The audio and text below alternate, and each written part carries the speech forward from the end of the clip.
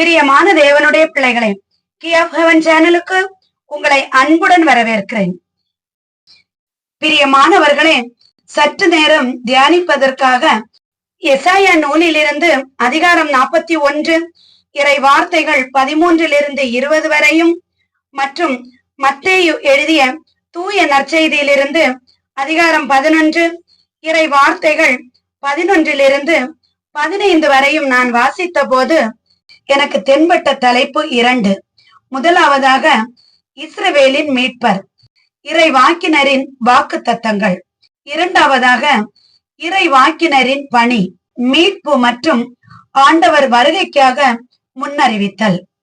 வாங்க வசனங்களை வாசித்து நாம் தியானிக்கலாம். முதலாவதாக இஸ்ரவேலின் மீட்பர், இறை வாக்கினரின் வாக்கு தத்தங்கள். எசாயா எழுதிய புத்தகத்திலிருந்து அதிகாரம் 41 இறை வார்த்தைகள் 13 20 வரை நாம் தெள்ள தெளிவாக வாசிக்கும் போது, பிரியமான தேவனுடைய பிள்ளைகளே, இதில் நாம் 2 கருத்துக்கள் பார்க்க வேண்டும். ஒன்று, மேலோட்டமாக சொல்லப்பட்டுள்ளது, ஆண்டவர் மக்களை மீட்பார் என்றும் மக்களுடைய வளர்ச்சிக்காக தேசத்திலுள்ள நிலங்களை வளர்ச்சி படுத்துவார் என்பதையும் குறிப்பிட்டுள்ளது. இரண்டாவதாக மறைபொருளாக கூறப்பட்டுள்ளது. பிரியமானவர்களே, நன்றாக புரிந்து கொள்ளுங்கள். தேசத்தில் எங்கெல்லாம் சுவிசேஷம் அறிவிக்கப்படவில்லையோ, வறண்டு கிடக்கிறதோ, அந்த இடங்களுக்கு சுவிசேஷம் என்கிற ஆறை பாய வைத்து வறண்ட இடங்களுக்கு சுவிசேஷம் அறிவிக்க வைப்பேன், இறை வார்த்தைகளை கொண்டு சொல்ல வைப்பேன் என்பதை ஆண்டவர் தெளிவாக சொல்கிறார். இதில் நாம் தேவனுடைய இரக்கமும் கிருபையும் தெளிவாக எடுத்து காட்டப்படுகிறது. மேலும் மத்தேயு அதிகாரம் 11 இறை வார்த்தைகள் 11 15 வரை நாம் பார்க்கும்போது, ஞானஸ்நான யோவான் ஆண்டவருடைய வருகையை குறித்து முன்னறிவித்ததை பற்றி சொல்லப்படுகிறது. அதாவது திருமுழுக்கு யோவானுடைய நற்செய்தி அறிவிப்பு. இதில் நாம் பார்க்கும்போது, பழைய ஏற்பாட்டின் இறுதியிலிருந்து புதிய ஏற்பாட்டின் தொடக்கமாக திருமுழுக்கு யோவான் அறியப்படுகிறார். திருமுழுக்கு யோவான் இயேசு கிறிஸ்துவை குறித்து சொன்னார், கர்த்தருக்காக வழியை ஆயத்தம் பண்ணுங்கள், அவருக்கு பாதையை செவ்வை பண்ணுங்கள் என்று. ஆனால் பிரியமானவர்களே, இயேசு கிறிஸ்து திருமுழுக்கு யோவானை குறித்து சாட்சி கொடுக்கிறார். மனிதர்களாக பிறந்தவர்களில் திருமுழுக்கு யோவானை விட பெரியவர் யாரும் இல்லை என குறிப்பிடப்பட்டுள்ளது. பரிசுத்த வேதாகமத்தில் நாம் இதை பார்த்தால், ஸ்திரீகளுக்குள் பிறந்தவர்களில் பெரியவர் ஞானஸ்நான யோவானை விட எவரும் இல்லை என குறிப்பிடப்பட்டுள்ளது. ஆனால் இவர் எவ்வளவுத்துக்கு எவ்வளவு நற்செய்தி பறை சாற்றுவதிலும் ஆண்டவரின் மேல் மதிப்பும் மரியாதையும் வைப்பதிலும் பெரியவராக இருந்தாலும், பரலோக ராஜ்யத்தில் செல்கிற ஒரு சிறியவர் கூட யோவானை விட பெரும் மேலாக இருக்கிறார் என ஆண்டவர் கூறுகிறார். ஆண்டவர் தன்னுடைய கிருபையால் அனைத்து மக்களையும் ஒன்று போல நேசிக்கிறார். இதை அழகாக நமக்கு நினைவுபடுத்துகிறது. பாருங்கள் பிரியமானவர்களே, எசாயா தீர்க்கதரிசியின் புத்தகம் அதிகாரம் 43 இறை வார்த்தைகள் 1 2. ஆண்டவர் எவ்வளவு அழகாக சொல்கிறார் பாருங்கள். உன் கர்த்தர் சொல்கிறதாவது, பயப்படாதே, உன்னை மீட்டு கொண்டேன், உன்னை பேர் சொல்லி அழைத்தேன், நீ என்னுடையவன். அவர் ஒவ்வொருவரையும் நேசிக்கிற கர்த்தர் என்பது இதில் நமக்கு புலப்படுகிறது. ஒவ்வொருவரையும் ஆண்டவர் பெயர் சொல்லி அழைத்திருக்கிறார். ஆண்டவருடைய வார்த்தைகளை கேட்டு நாம் நடக்க ஆயத்தமாக இருக்க வேண்டும். அடுத்ததாக பாருங்கள், 2 கொரிந்தியர் அதிகாரம் 5 இறை வார்த்தை 17.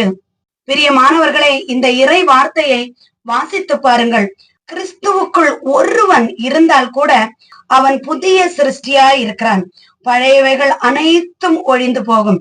நாம் எவ்வளவு பாவியாக இருந்தாலும் ஆண்டவருக்குள் புதுப்பிக்கப்படும் போது, ஆண்டவருடைய வார்த்தைக்கு கீழ்ப்படியும் போது நாம் புதியவர்களாகிறோம்.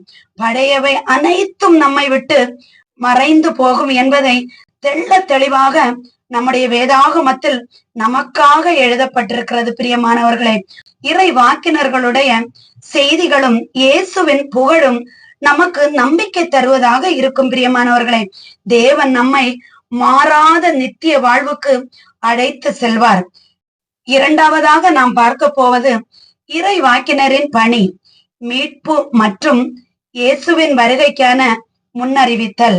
இதை பற்றி நம் எசாயா தீர்க்கதரிசி சொல்கிறது என்னவென்றால், உன் வலக்கரத்தை பற்றி பிடித்து அழைத்திருக்கிறேன், அதனால் உனக்கு எப்பொழுதும் நான் துணையாக இருப்பேன், அஞ்சாதே கலங்காதே என ஆண்டவர் கூறுவதாக எசாயா தீர்க்கதரிசி தெள்ள தெளிவாக நமக்கு சொல்கிறார்.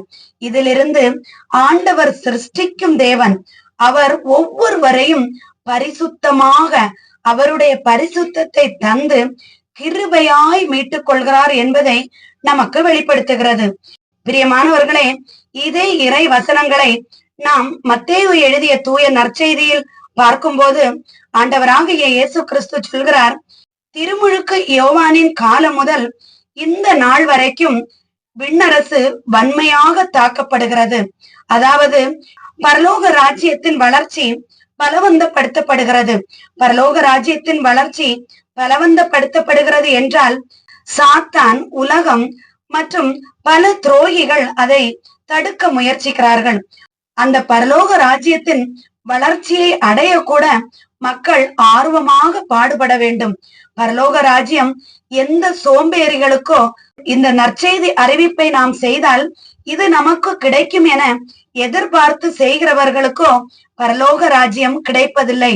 இந்த பரலோக ராஜ்யத்தை அடைய கடினமாக உழைக்கும், உறுதியாக முயற்சிக்கும் நற்செய்தியாளர்களுக்கு, அதாவது சுவிசேஷம் அறிவிப்பவர்களுக்கு, தேவனுடைய பிள்ளைகளாக ஒருவரிடமும் எதையும் எதிர்பார்க்காத நம்ம சாதாரண மக்களை குறித்து அவர்களுக்கு நாம் ஆண்டவருடைய ராஜ்யத்தை பெற நாம் என்ன பாடுபட வேண்டும், நாம் எப்படி வாழ வேண்டும் என தினம் தினம் தேவனுடைய வார்த்தையை தியானித்து தேவனுடைய வார்த்தையின்படி நடக்கிற ஒவ்வொரு பிள்ளைகளுக்கும் கடவுளின் ராஜ்யத்தை பெற தகுதி உள்ளது. நாம் மனமாறி விசுவாசத்துடன் வாழ்ந்தால் நமக்கு பரலோக ராஜ்யம் நிச்சயம் என்பதை இந்த இறை வார்த்தை நமக்கு எடுத்து காட்டுகிறது. வாசித்து பாருங்கள் பிரியமானவர்களே. எசேக்கியேல் அதிகாரம் 36 இறை வார்த்தை 26. கல்லாக இருக்கும் நமது இருதயம், பிறருக்கு உதவாத நம்முடைய இருதயம், ஆண்டவருடைய நற்செய்தியை கேட்க மனமில்லாத நம்முடைய இருதயத்தை ஆண்டவர் எடுத்து போட்டு புதிய இருதயத்தை நமக்கு கொடுப்பார் என மிக தெளிவாக சொல்லப்பட்டுள்ளது. மேலும் வாசித்து பாருங்கள். யோவான் அதிகாரம் 3 இறை வார்த்தை 30.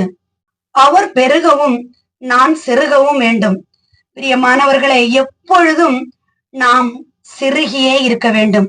மனித பெருமை, திமிர், நான் தான் எல்லாம் என்கிற ஒரு தற்புகழ்ச்சி கூடவே கூடாது. தேவன் பெருக வேண்டும். நம்முடைய வாயின் வார்த்தைகள் ஒவ்வொன்றும் தேவனுடையதாக இருக்க வேண்டும். அவரை பெருமைப்படுத்த வேண்டும். அவரை நாம் பெருமைப்படுத்தும் போது ஆண்டவர் நம்மை பெருமைப்படுத்துவார். கடைசியாக இந்த இறை வார்த்தைகளுடைய முடிவு கருத்து என்னவென்றால், பிரியமானவர்களே, தேவன் இறை வாக்கினர்கள் வழியாக நம்மிடம் செயல்பட்டார் என்பதையும், நம்மை கையை பிடித்து அழைத்து வறட்சியான நம்முடைய வாழ்க்கையிலிருந்து விடுதலை அளிப்பார் என்பதையும் தெள்ள தெளிவாக சொல்லப்பட்டிருக்கிறது. மேலும் தேவனுடைய ராஜ்யத்தை குறித்து நாம் எப்படி சாட்சி கொடுக்க முடியும், நாம் எப்படி பரிசுத்தமாக வாழ வேண்டும் என்பதையும் ஆண்டவர் இரக்கத்தோடும் கிருபையோடும் நமக்கு நினைவுபடுத்துகிறார். பாருங்கள், எசாயா புத்தகத்திலிருந்து அதிகாரம் 43 இறை வார்த்தை 19 எடுத்து வாசியுங்கள். இதோ புதிய காரியங்களை செய்கிறேன். ஆண்டவர் நம் வாழ்க்கையில் புதிய காரியங்களை செய்வார். நம்முடைய வாழ்க்கை வனாந்திரமாக கிடக்கிறது. அந்த வனாந்திரத்திலே வழியை தயார் செய்வார்.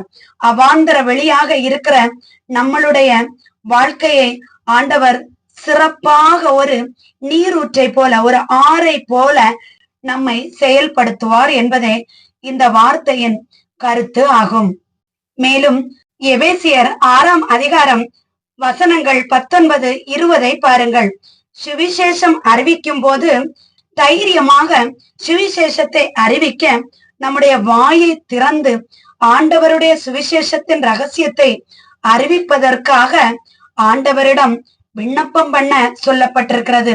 பிரியமானவர்களே, நாம் ஜெபிக்கும் போதும் ஆண்டவரே, உம்முடைய ஒவ்வொரு வார்த்தையினுடைய ரகசியங்களையும் நாங்கள் அறிந்து கொள்ளவும் அதை பிறருக்கு தைரியமாக எடுத்து சொல்லவும் எங்களுக்கு திறமையும் தைரியமும் தாருங்கள் என ஆண்டவரிடம் மன்றாட வேண்டும்.